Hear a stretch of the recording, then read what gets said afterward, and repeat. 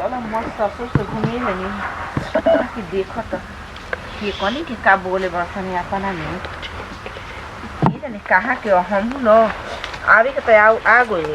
बाकी कोई देखे ना तो कहीं ना कि फलाना के पतो ही है बाकी की हमके चिन्ह ताकि चिन्ह कोई कि नहीं फलाना के पतो ही है हम तो जानत रही कि नहीं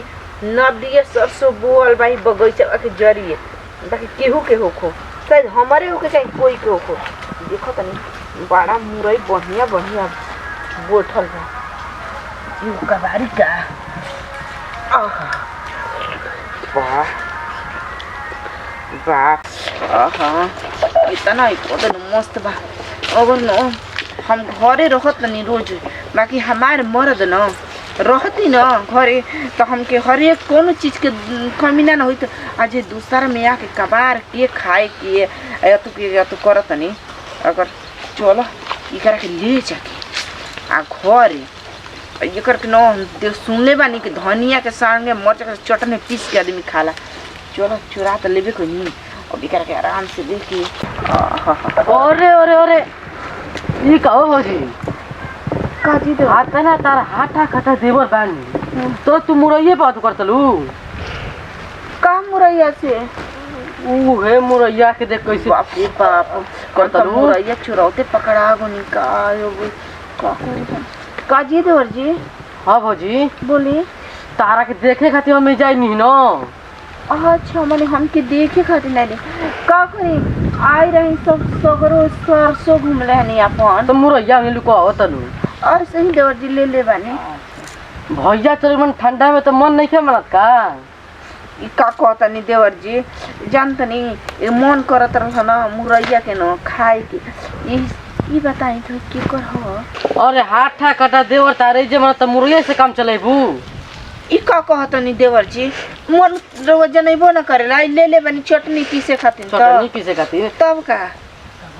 चटनी तो धनियो के मरचा के पिसा जाई तो नहीं मुरैया ले बानी हमके बुझा गइल भैया चल मन बाहर तो मुरैया से काम निकालता ना और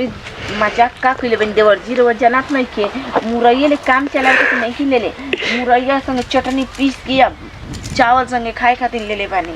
अरे हम काहे खातिर बानी मुरई के अच्छा तार देवर हाथ ना हाथा काटा लौकत न तो के मुरैया नजर आवता टे ई काहे नहीं कह कि ये भौजी तो के देख के लार छुअता तन की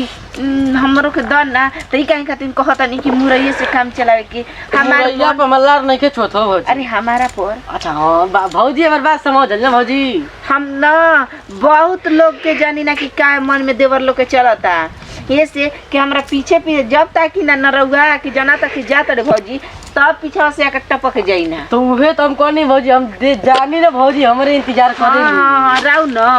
हम जे बाकी का करी जानते देवर जी हमरो मन ना लागत रे इही बना के रोवा के ना देखी ना नो तब तक लेना हमर दिने ना गुजरेला राते ना कटेला जनाला न कि नींद में सुतल रहुए नजर आई ना उहे तो रगो हमके हो गइल बाटे रतिया में साला तारिया दबे त मन कर लगे साला कुछ दिन छतवे पसे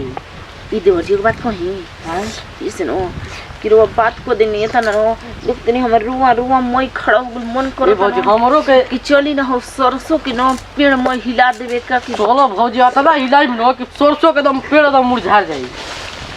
चली तो तनी देवर चल अरे भौजी तो बाबा बता तुम नहीं के हो तो हम से तेरा मिलाई हम सोचत रहे ना कि चलो ई बार देव हम अरे तहर के पटा के देवर जी हमरा का पता अरे आवो भौजी कतना ले